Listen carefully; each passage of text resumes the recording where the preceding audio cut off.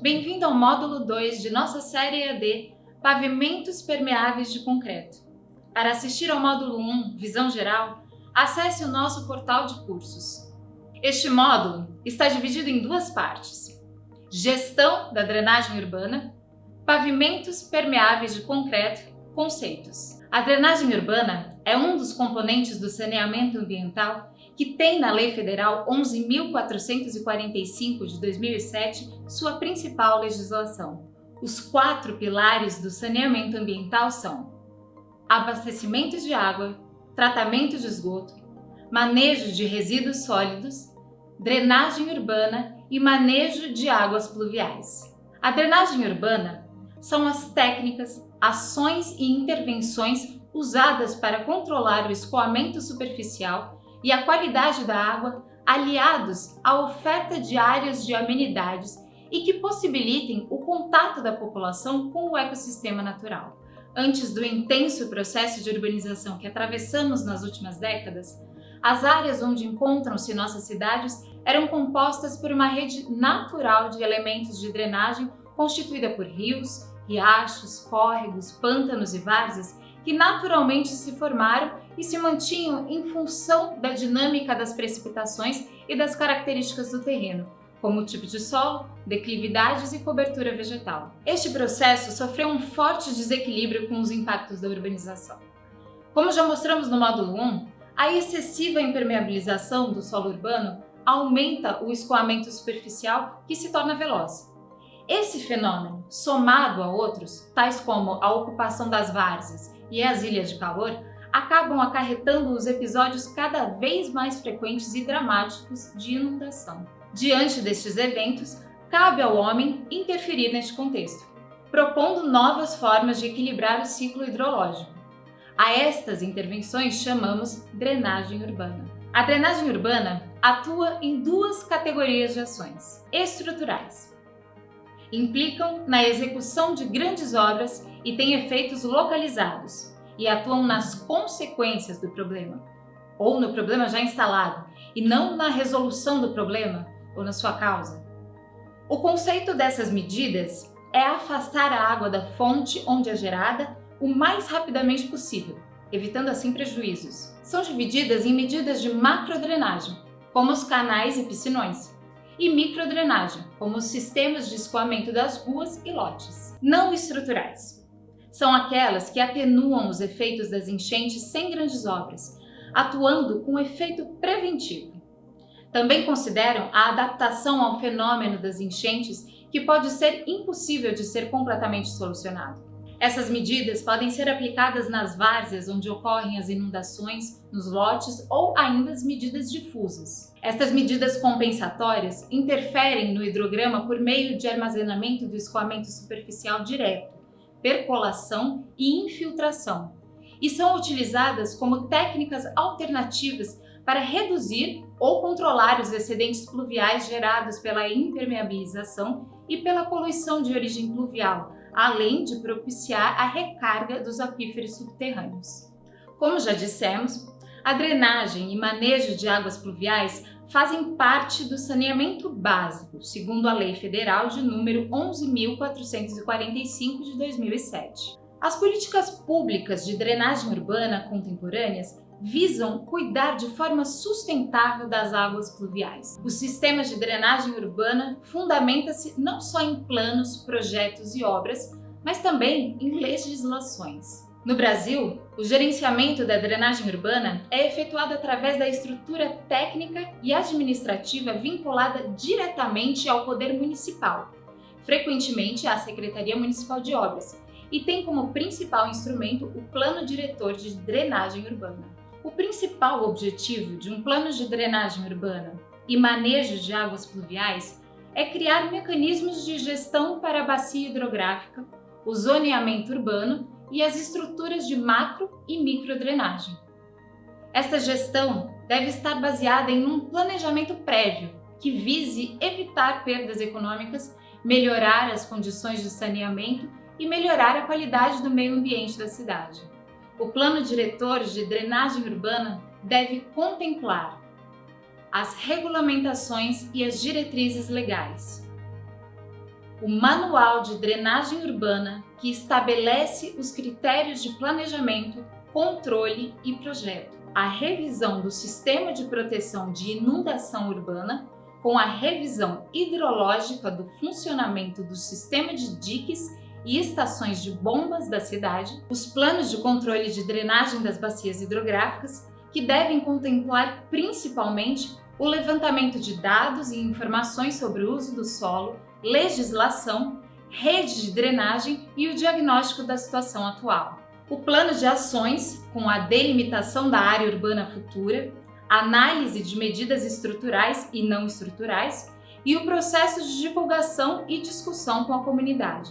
Entre as soluções sustentáveis mais aplicadas, temos pavimentos permeáveis, reservatório de detenção, micro-reservatórios, supertubos, jardins de chuva. Jardins de chuva são sistemas de biorretenção que utilizam a atividade biológica de plantas e micro-organismos para remover os poluentes das águas pluviais e contribuir para a infiltração e retenção dos volumes de água precipitados. Estas estruturas podem ser descritas como rasas depressões de terra que recebem águas do escoamento superficial.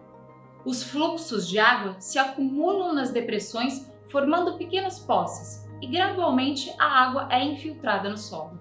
Os poluentes são removidos por absorção, filtração, volatização, troca de íons e decomposição. A água limpa pode ser infiltrada no terreno para recarga de aquífero ou coletada em um dreno e descarregada no sistema de microdrenagem.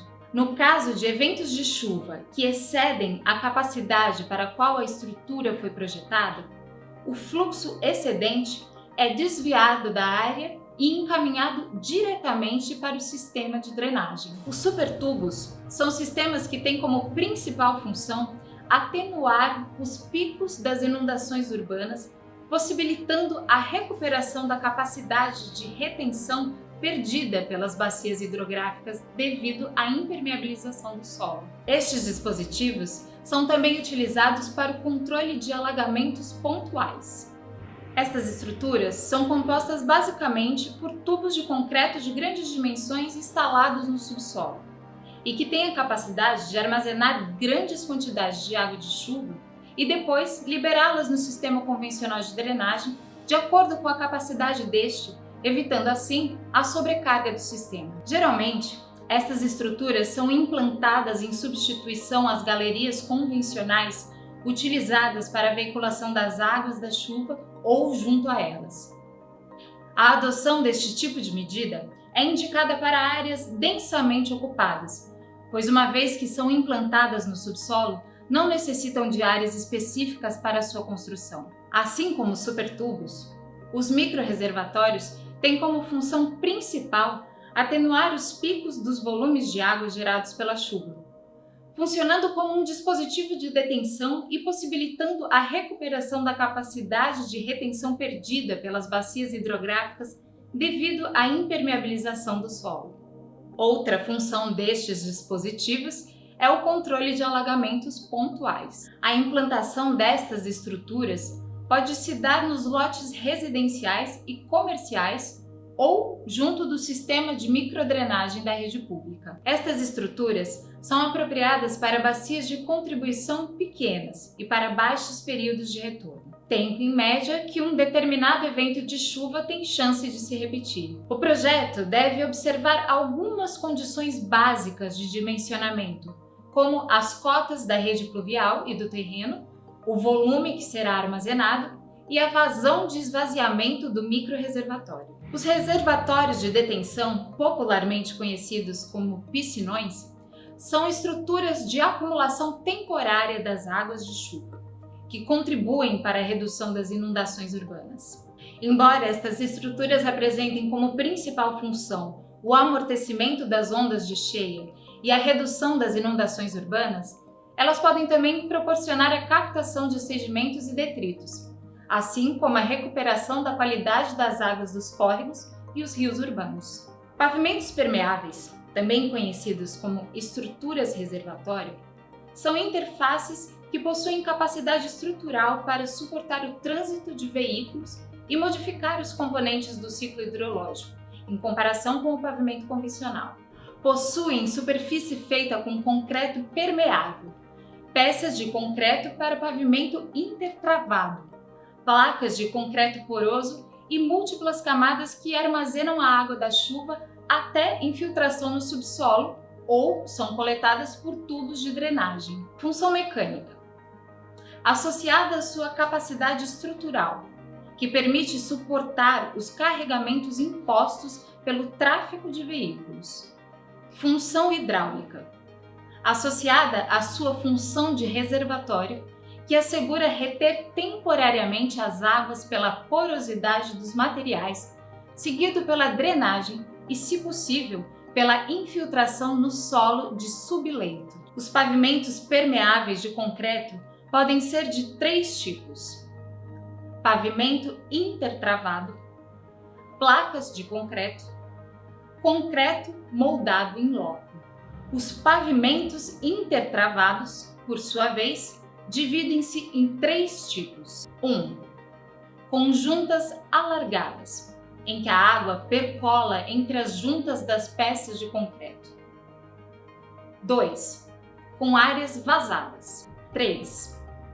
Peça totalmente permeável, em que a água passa através da própria peça. As vantagens dos pavimentos permeáveis devem-se principalmente às suas propriedades hidrológicas, que aumentam a capacidade de filtragem da água, retenção das águas de chuva, recarga do lençol freático, controle da poluição de hidrocarbonetos e remoção de sólidos suspensos.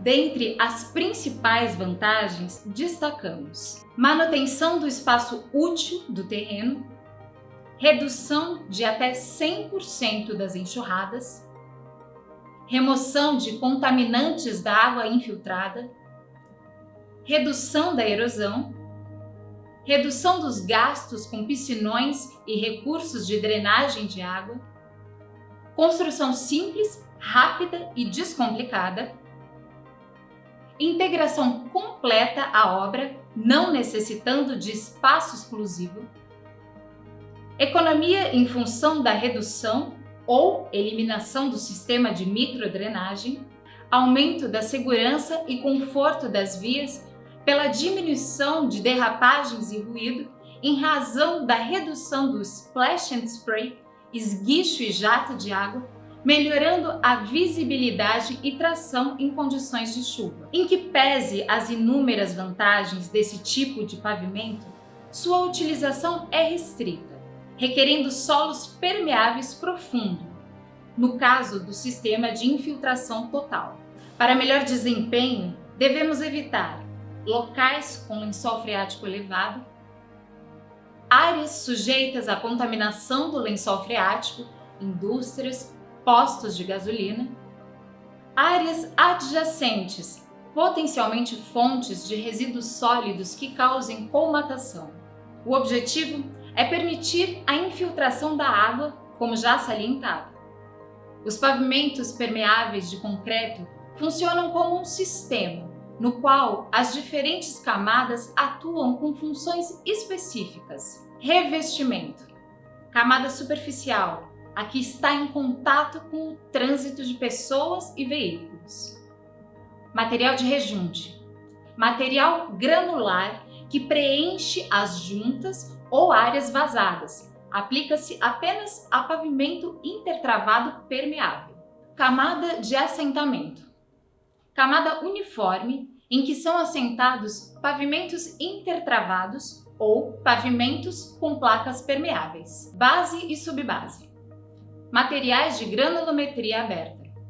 A capacidade de atuar como reservatório dependerá do índice de vazios. Subleito. Terreno de fundação do pavimento. Total. Toda a água precipitada alcança o subleito e se infiltra. Parcial. Parte da água precipitada alcança o subleito e se infiltra, e parte da água fica temporariamente armazenada na estrutura, sendo posteriormente removida pelo dreno. sem infiltração. A água precipitada fica temporariamente armazenada na estrutura, sendo posteriormente removida pelo dreno. Neste ponto, ele configura-se como um verdadeiro reservatório de detenção. Para controlar a impermeabilização das superfícies nas grandes cidades, é comum as prefeituras exigirem que uma parcela do terreno seja mantida livre de pavimentação. Este índice varia de 15% a 30% do terreno. Porém, nem sempre é fácil atender a este requisito. Uma forma de conseguir atender à legislação da cidade e, ao mesmo tempo, manter a área útil do terreno é através da utilização dos pavimentos permeáveis.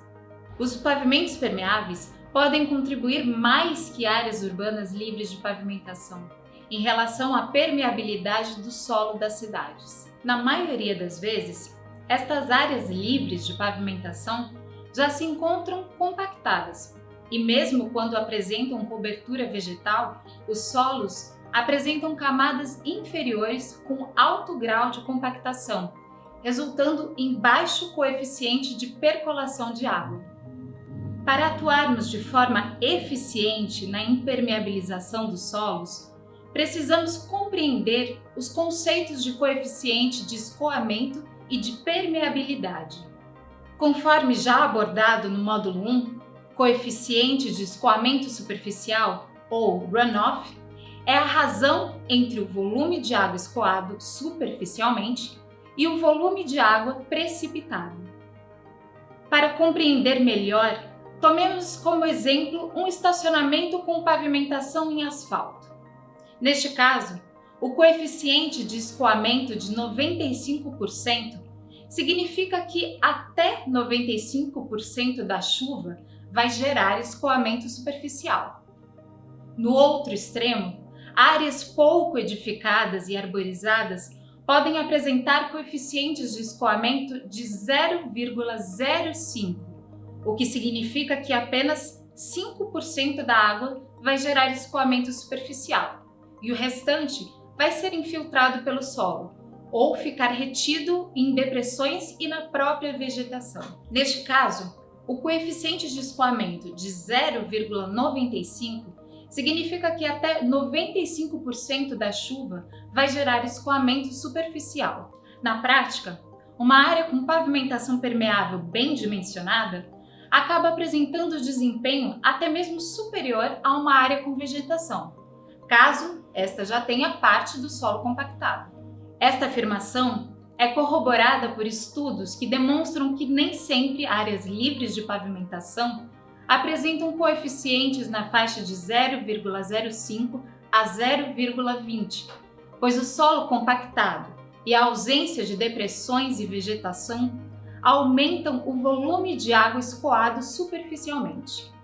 Isto pode ser observado em um estudo realizado pela Universidade Federal do Rio Grande do Sul, onde foi simulada chuva em diferentes tipos de superfícies e registrado o escoamento superficial. Por outro lado, os pavimentos permeáveis, blocos vazados e concreto poroso, utilizados na pesquisa, apresentaram um coeficiente de escoamento inferior a uma superfície não pavimentada, solo compactado.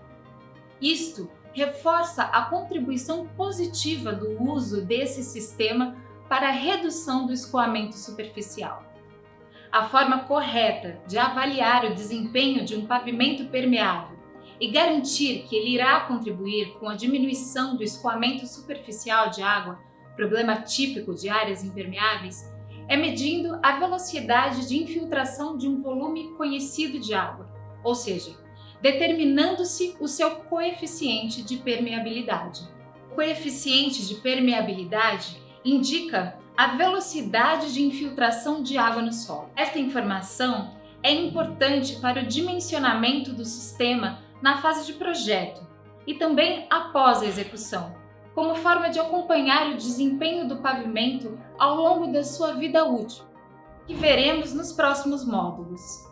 Pavimentos permeáveis devem apresentar coeficiente de permeabilidade na faixa de permeabilidade alta, O desempenho de um pavimento permeável após sua instalação pode ser verificado através do ensaio para determinar o coeficiente de permeabilidade conforme método ASTM C1701 e NBR 16416 de 2005.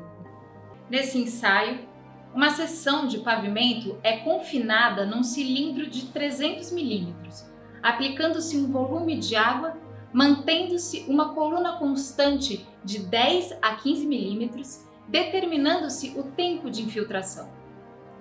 Esse ensaio pode ser feito periodicamente para atestar a capacidade de infiltração do pavimento e verificar a necessidade de manutenção. Nos próximos módulos, trataremos do projeto e da execução dos pavimentos permeáveis de concreto. Até lá!